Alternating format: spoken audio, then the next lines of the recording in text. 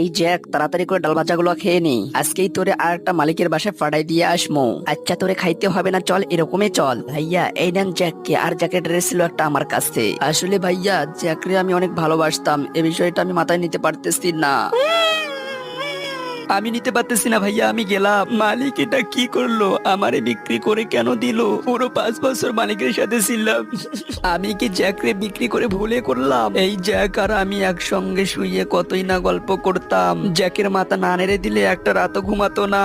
জ্যাকের এই প্লেটটা দেখে আমার কতই না কষ্ট হইতেছে, এই প্লেটটাতে ওই কতই না খাবার খাইছে। ওরে একটু গিয়ে দেখে আসি ঠিক মতো খাবার খাচ্ছে কি না। এটা কি জ্যাকরে তো ওই মালিক অনেক বোকা দিতেছে, জ্যাকের রেখে যাওয়া স্মৃতিগুলো আমি একটাও ভুলতে পারবো না। তোমরা প্লিজ ভিডিওতে লাইক, চ্যানেলটা সাবস্ক্রাইব করে দাও, তাহলে জ্যাক ফিরে আসবে আমার কাছে।